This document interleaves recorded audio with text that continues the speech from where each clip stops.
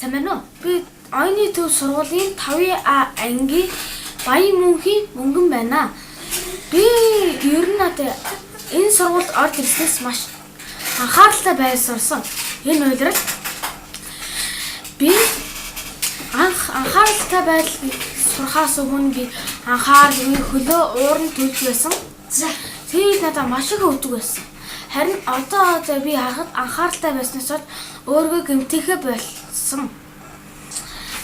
Би анхаарлаа хүн ярьж байхад анхаарлаа би 100% анхаарлаа хандуулдаг болсон. Энэ надад маш их том боломж өгөж байгаа. Сайн байна уу? Оюуны төв сургуулийн G10-ны юм байна. Энэ эхний үйлрэлт зан чанарын хичээлээр бид анхааралтай байдлын тухай сурсан. Энэ анхаарлын байдал 5 амлалттай байсан. Би энэний амлалт 3, амлалт 2-ыг сурсан. Амлалт 3 бол би үүнээс хойш цэгц сууж, цэгц зогсон гэсэн амлалт байсан. Би энэ амлалтыг мэдхээс өмнө маш буруу сууж, маш цэгц биш зогсдог байсан. Энэ амлалт надад маш чухал бас хэрэгтэй зүйл байсан. Амлалт 2 бол би үүнээс ойлгомжгүй зүйл байвал асуулт асууна. Би тэрнийг мэдхээс өмнө ойлгомжгүй зүйлээ асуудгүй. Тэгээд тэрийг хаяа буруу авдаг байсан. Одоо би зөв авдаг. Яг тэгэхээр үүнээс хойш асуулт асуудаг. Асуулт асуухгүй сайн сурах байхгүй байна. Энэ бол миний сурсан 2 юм. Намайг Дэлгүүн гэдэг би 4 анги сурагч. Би 38 дугаар сургуулиас шилжиж ирсэн. Би өмнө тендер зан чанар гэдэг хичээл үздэг байсан.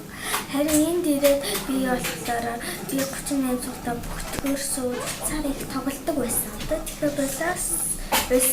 Тэгээд бас асуулт боломж гадагш одоо асуулт асууж байгаа. Сайн байна уу? Намайг Им Эргүүн гэдэг. Би оюуны төв сургуулийн 5А ангид сурдаг.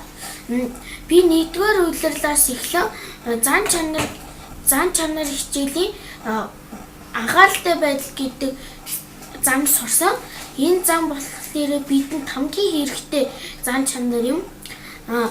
Би анхааралтай байдлын амлалт 1, 2, 4 гэсэн амлалтыг маш сайн сурсан. Энэ амлалт 1 нь болохоор хүний нүд рүү харж ярих.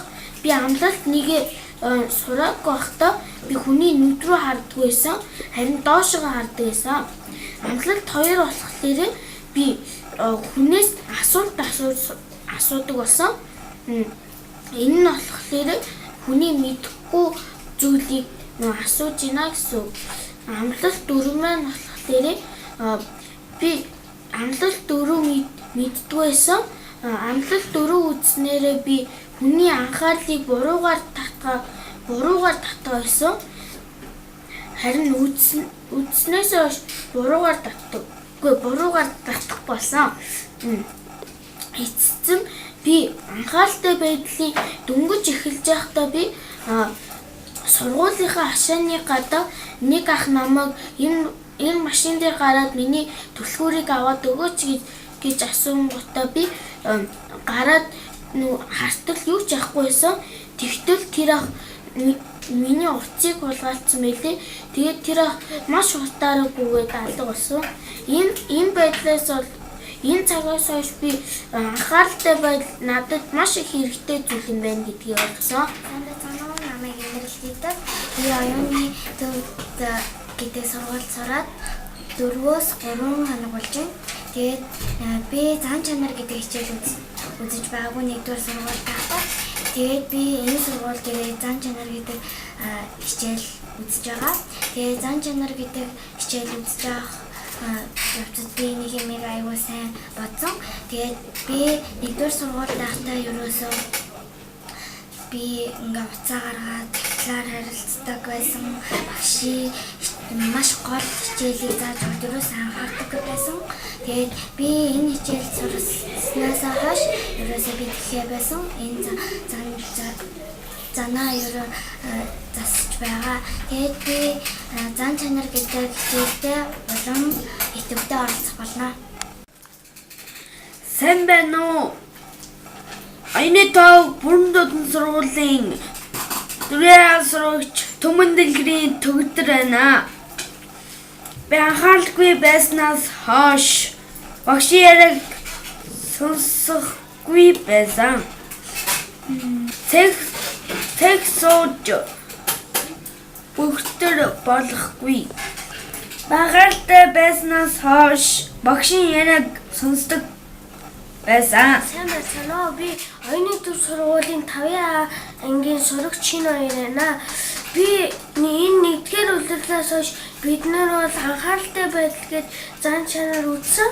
Тэрнээр 1-р амралт нь болохоор би хүний ярьж байхад тэр хүний нүдлүүр ханах хэрэгтэй гэсэн. Би урд нь энэ зан чанарыг үзээгүй байхдаа заримдаа доошоо хараад хүмүүсийн үгийг сонсдог байсан. Гэтэ одоо би тэгэхээр байсан. Хоёр дахь нь болохоор ойлгомжгүй зүйл байвал асуулт асууна гэсэн. Би заримдаа хүмүүсийг асуулт асуусны дараа л асуулт асуудаг байсан. Гэтэ одоо ойлгомжгүй зүйлээ төрүүлж асуулт асуудаг болсон. Ингээд амлалт 3 нь болохоор зөв сууд чих зогсно гэсэн. Би ташаага тулаал тэгэл суугаад идвэсэн. Одоо бол зөв суудаг болсон. За амлалт 4 нь болохоор хүмүүсийг буруугаар анхаарлын татахгүй гэсэн. Би энэ амлалтыг үзээгүй байхдаа ингээд манай найз хажууд маань гэрийн толгойд хийдэг хагийн уцаар нь тоглоод тэгээд найз маань миний уц руу анхаардаг байсан. Би тэгтээ одоо ингэ болсон.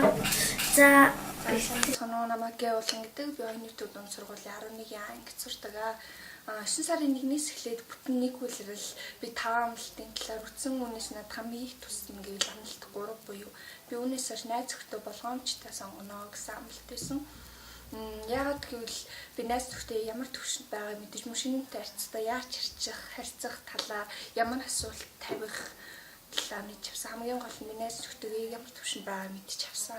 Намайг Эрдэнэт гэдэг. Би оюун зөв бүрэн дуу сургуулийн 10-р ангийн сурагч. Тэгээд энэ зан чанарын хичээлээр бид нар мэрэгэн ухаан гэдэг зан чанарыг үзсэн. Мэрэгэн гэдэг бол өөрийнхөө болон бусдын алдаанд суралцдаг. Харин ухаантай хүн бол бусдын алдаанд суралцдаггүй, зөвхөн өөрийнхөө алдаанд суралцдаг. Мунхаг хүн бол өөрийнхөө болон бусдын алдаанд суралцдаггүй, зөвхөн өөрийнхөө гаргасан алдаагаа ахин дахин давтаж гаргадаг. Тэгээд миний хувьд бол зан чанарын хичээлээр даалгавар өгсөн. Энэ нь болохоор өмнөх хичээлээ дүнэлт болгон дараагийн хичээлээр найзуудаа ярьж өгөөрэй гэсэн. Би тэгээд тэрийг бол хийсэн, гэхдээ яг цагт нь бол амжуулж чадаагүй. Дараагийн даалгавар нь болохоор дэлхийд нөлөөлсөн монгол хүнийг найзтайгаа хамт яриараа гэж хэлсэн. Би тэрийг бол хийсэн. Тэгээд алдаанд суралцаад яг цаг тухайд нь амжуул ярьж чадсан. Анхаарал тавьсанд баярлалаа. Намайг Бодомцдог гэдэг. Би оюуны төв сургуулийн 10-р ангид сурдаг. 1-р улирал бид мэрэгэн ухааны зан чанарыг судалсан. Мэрэгэн ухааны зан чанарт суралцсанаар би миний хийсэн үйлдэл бүр үр дагуулдгийг санаж чаддаг. Бас алдаанаасаа суралцаж чаддаг болсон. Жишээлбэл хичээл дээр бид багт хуваагдсан тоглоом тоглосон. Багш тоглоомын дүрмийг урд танилцуулж авах үед би анхаараагүй байсан. Миний алдаа, би буруу үйлдэл хийсэн. Хөнгөө тарин түүнийг л хураадаг. Тийм учраас би буруу үйлдэл хийсэн учраас буруу үр дагаврыг авчирсан. Тэгээд энэ багийн ажил байсан. Тэгээд нэг хөхрийн ивэр дөрөөгөөр 1000 хөхрийн ивэр дөрөөгөө гэдэг болохоор манай баг тэр чигээрээ хожил авч чадаагүй. Энэ нь бол миний хувьд маш том алдаа байсан. Тэгээд би энэ алдаагаа маш сайн ойлгож алдаанаасаа суралцаж чадсан. Анхаарал тавьсанд баярлалаа. Сайн байна уу, намайг Бишэл гэдэг. Би оюуны төв сургуулийн 10-р ангид сурдаг. Тэгэхээр манайх зан чанар гэх хичээл дээрээ эхний улирал мэрэгэн ухаан буюу wisdom гэх маш том хичээлийг үзсэн байгаа. Тэгэхээр энэхүү зан чанарыг судалж үзэх явцдаа миний ойлгосон хамгийн том чухал зүйл юу вэ гэвэл өөрийнхөө бодол санаа шийдвэрт бусдыг даахгүйгээр үнэнч байх явдал. Оюун дэлгүүр багш надад удирдагч хүн ямагт өөрийн бодол санааг дагаж хүсдэг барилгүйгээр байх ёстой гэж хэлжсэн. Тэгэхээр энэхүү үгийг сонсноос хойш би үргэлж өөрийнхөөрөө байж өөрийн бодол санааг бусдаас шалтгаалгүйгээр илэрхийлж чаддаг болсон. Жишээлбэл манай багш биднээс энэ хоёр хариуны аль нь зөв бэ гэж асуухад манай ангийн хүүхдүүд бүгд хоёрын зөв гэж хэлж байхад би нэгэн зөв гэж бодож байвал ямар ч хэрэгэлзээгүйгээр нэгэн зөв гэж хэлж чаддаг болсон. Хэрвээ өмнө нь байсан бол би бусад хүүхдүүдийг дагаад хичнээн би өөрөө нэг гэж бодож исэн ч гэсэн бусад хүүхдүүдийг дагаад хоёр гэж хэлэх байсан. Тэгэхээр энэ бол надад гарсан хамгийн том өөрчлөлт гэж бодож байгаа. Анхаарал тавьсан явдал баярлалаа. Энэ л болохоор зан чанарын хичээл дээр мэрэгэн ухаан гэдэг зан чанарыг болохоор бид нэр судалсан. Тэгээд мэрэгэн ухаан болохоор 5 амлалттай. Би болохоор одоо 1-р амлалтыг авч үзтiin. Тэгээд 1-р амлалт нь болохоор мэрэгүнд байх ёстой зан чанарын одоо 1-р шат буюу суурин гэж би ойлгосон. Тэгээд 1-р амлалт нь болохоор аав ээж болон багш нарын үгийг анхааралтайгаар сонсож дуулууртайгаар биелүүлнэ гэсэн алт байгаа. За би урд өмнө болохоор аав ээж болон багш нарын үгийг бол сайн сонсдог биелэлдэг байсан. Гэхдээ сүүлийн үед жоохон хэнэггүй хандаад хэлсэн биелүүлэр ихсэн үүрэг даалгаврын хойшин тавиад зөвхөн өөр хоёр хэсгийг боддож хэлсэн. Тэгээд одоо 1-р амлалтыг үзснээс хойш болохоор ээж болон багш нарын үгийг болохоор би анхааралтай уриалгахнаар биелүүлэхийг хэрэгэлцэж хэлсэн. Учир нь болохоор тэгээд болохоор бидний төлөв үүрэг хариуцлага хүлээсэн хүмүүс болохоор одоо бидний зөвхөн үнэн зөвийг хэлнэ гэдгийг болохоор би энэ хичээлээр мэдэж авсан учраас одоо сайн биелүүлж байгаа. За баярлалаа. Сайн байна уу? Би оюуны төв бүрэн дан сургуулийн 10 ангийн сурагч Чатан Сарнайна. Энэ хичээлийн жилийн эхний үйлрэлээр бид мэрэгэн ухаан гэдэг зан чанар үзсэн бөгөөд мэрэгэн ухаан дотроод маш олон сайн сайхан зан чанаруудыг агуулдаг маш гайхалтай зан чанаруудын нэг юм аа. За энэ зан чанар маань нийтдээ 5 амлалтайгаа 5 амлалтаас надад хамгийн их таалагдсан миний амьдралдаа илүү хэрэгжүүлсэн нэг амлалт нэг байгаамаа. Амлалт нэг нь юу гэдэг вэ гэхээр зэрэг би үнээсээс эцэг эхээгүй үгийг анхааралтай сонсож тэдэнд дуулууртай хандна.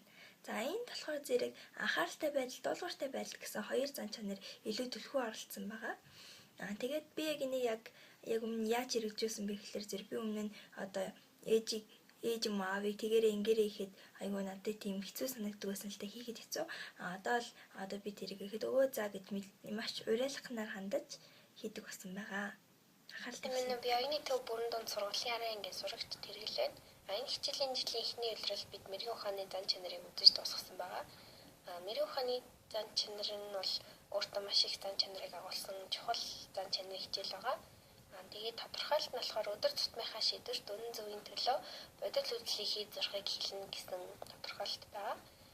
Тэгээд энэ зан чанараас миний хамгийн их ойлгож амьдралдаа хэрэгжүүлж тусгаж авсан амлалт бол амлалт 2 байгаа.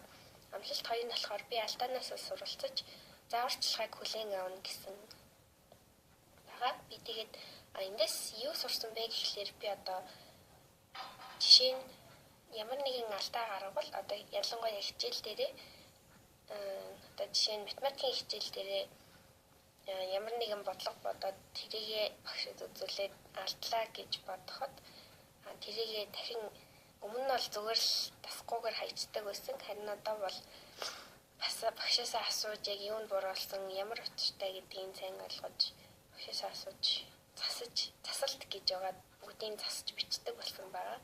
Энэ надад ямар тус болсон бэ гэхлээр энэ бүх хичээлүүд хоорондоо холбоотой байдаг. Тэгэл алтайгаа засаж сурснаар би хичээлдээ илүү сайжирч хичээлээ илүү их ойлгох болсон. Анхаарал тавьсан явдал баярлалаа. Би оюуны төв сургуулийн 11 ангийн сурагч гэдэг үйлдвэр байна. За тэгээд одоо миний ярих гэж байгаа зүйл болохоор энэ хичээлийн жилд би юу ойлгож авсан, юуны талаар хамгийн ихээр ойлгож өөрийн амьдралдаа хэрэгжүүлж чадсан зүйлийг ирчлэхэд бэлэн боллоо. За тэгээд энэ хичээлийн жил миний хамгийн их ойлгосон зүйл болохоор амлалт 2 байгаа. Амлалт 2 дээр би үнээс хойш алдаанаас суралцаж бусдын зааварчилгааг сонсно гэсэн байдаг. Энэ нь болохоор Энэ хорвоод ирэх бүхэн ерөөсөө төгс төгөлтөр хүн гэж ерөөсөө байдгүй. Учир нь тодорхой хэмжээгээр их бага алдаа гаргадаг байгаа. Гагцгүй алдаа гаргасан дараах алхмаас шалтгаалan мунхаг нэгэн, ухаантай нэгэн, мэрэгэн нэгэн гэж аль нь болохоо сонгодог байдаг. За тэгээд нэгдүгээр болохоор мунхаг нэгэн foolish алдаа гаргасан алдаагаа дахин давтдаг бол энэ хүн мунхаг хүн болж өөрдөг. Харин хоёрдугаарт ухаантай хүн clever алдаа гаргасан алдаанаасаа суралцж дахин тэр алдаагаа давтдаггүй байгаа. Харин гуравдугаарт мэрэгэн нэгэн буюу wise алдаа гаргадаг, харин бусдын алдаанаас суралцж алдаа гаргадаггүй байх нөхцөлийг хангаж өгдөг байгаа. Өөртөө хангадаг. Энэ гурыг бол би гурвангийн өөрийн амьдралдаа гаргадаг гэж боддог. Би зарим нөхцөлд мунхаг нэгэн шиг нэг алдаагаа ингээ зүгээр хайчдаг. Тэгээд тэр алдаагаа байн л давтдаг. Харин хаяа өөрийнхөө алдаанаас суралцж чаддаг. Хаяа зарим нэг нөхцөлд бусдын алдааг харж өөртөө засаж тунгааж өөрийнхөө алдааг засаж чаддаг байгаа. За тэгээд миний амьдралд энэ амлалт хоёр яаж нөлөөлж чадваа гэсэн чинь энэ нь болохоор миний амьдралд маш ихээр нөлөөлж чадсан гэж бодож байгаа. Яагаад гэвэл энэхүү амлалт хоёрын хоёр дахь ухаантай хүн clever гэдэг нь миний амьдрал хамгийн ихээр тусч чадсан. Яагаад гэвэл би үргэлж чааш ер нь бол айгүй их алдаа гаргадаг. Тэгээд тэр алдаагаа алдаанаас суралцахгүй тэгээд залхуу өрөөл зааж хайчдаг байсан бол би алдаа гаргаад тэр алдаагаа яагаад алдчих, юунаас олж алдчих гэдгийг өөрөө сайн тунгааж бодож тэр алдаагаа хизээж алдахааргүй болтлоо сайн тунгааж бодож чаддаг болсон гэж боддгоо. За ингээд хойны төв сургуулийн төгөлдөр та бүхэнд өөрөнгөсөн гэрчлэлээ болцож туслаа. Агаал төв сургууль баярлалаа.